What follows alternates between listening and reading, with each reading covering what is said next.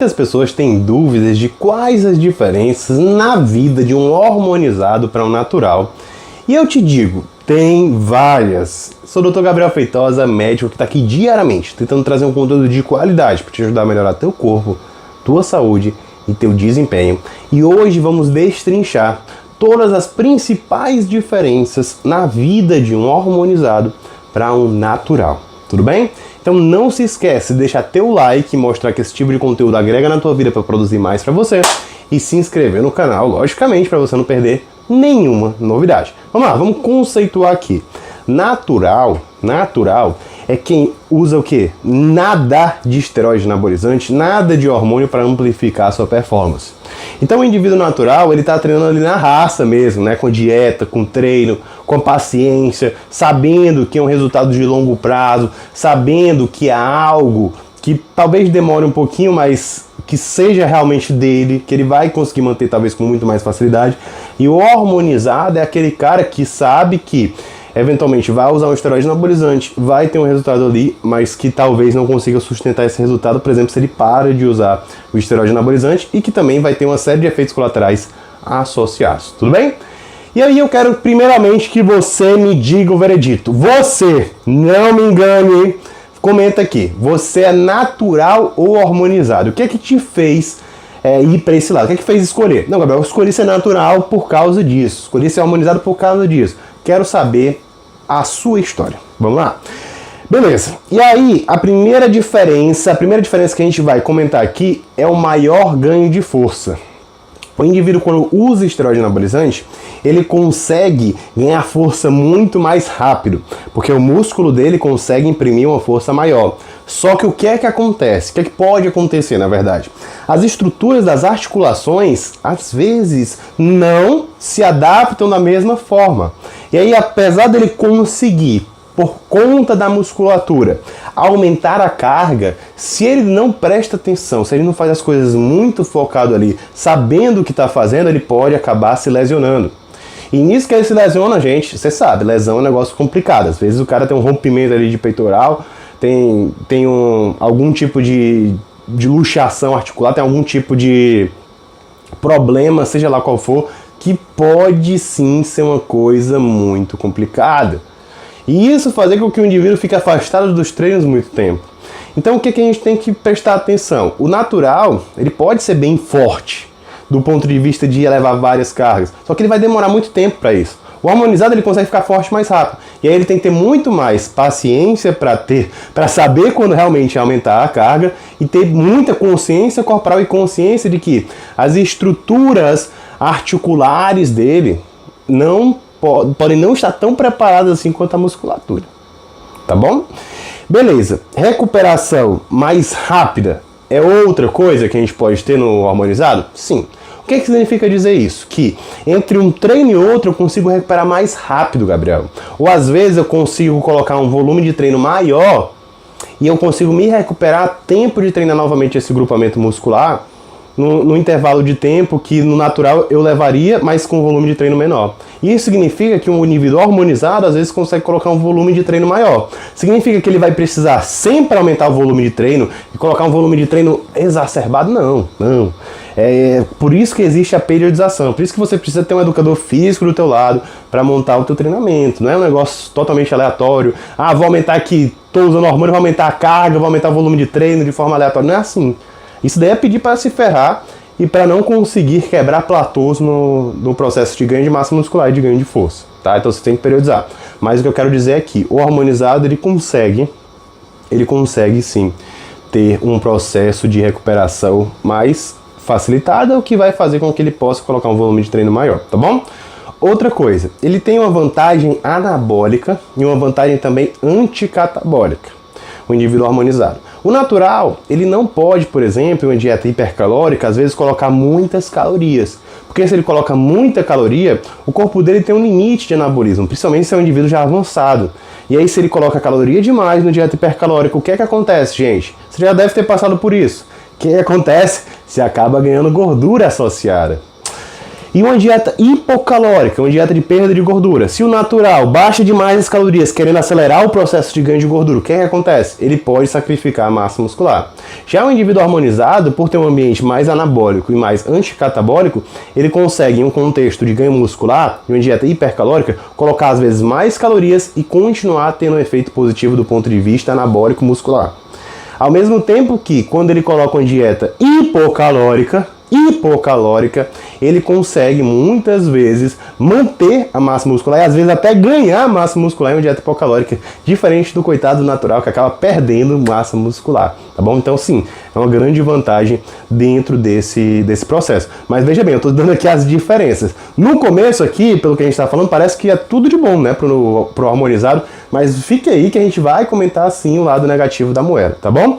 Beleza. E aí a gente começa aqui a falar de um jeito mais complicado. Primeira coisa, o natural, ele precisa ficar fazendo exames de saúde se ele não tem nenhuma doença com frequência? Não, né? Uma pessoa com saúde, às vezes ele vai fazer algum check-up anual, semestral no máximo ali, dependendo das condições de saúde que ele tem, logicamente, né? Porque o cara pode ser natural e ser hipertenso. Mas enfim, ele não vai ficar precisando fazer exames tão periódicos. O hormonizado, ele vai precisar fazer exames periódicos. Ele vai necessariamente ter um acompanhamento médico.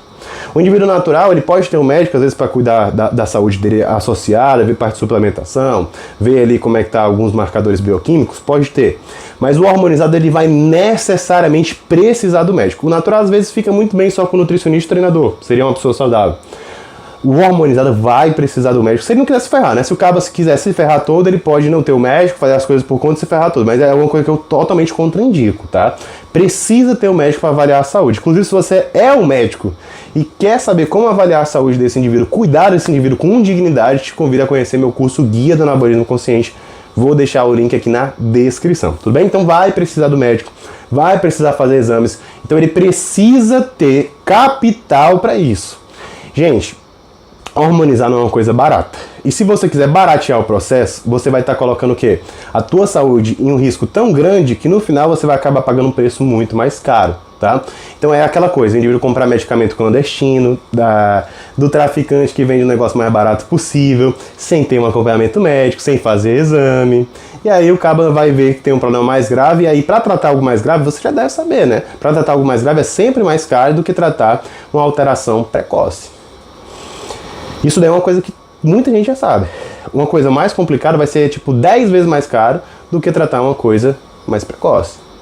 Então precisa ter o acompanhamento médico, tá bom? Outra coisa que o hormonizado pode ter, e que o natural não vai ter, é medo de efeito colateral. O hormonizado, cara, se o dedo midinho dele começar a doer, ele vai achar que foi o hormônio. Se ele for atropelado, ele vai achar que foi por causa do hormônio. Se ele levar um tiro no meio da rua, ele vai achar que foi por causa do hormônio. Então, assim, tudo que acontece na vida do caba, que é hormonizado, às vezes recai sobre o hormônio, e não só ele acha, né? Somente as pessoas ao redor dele.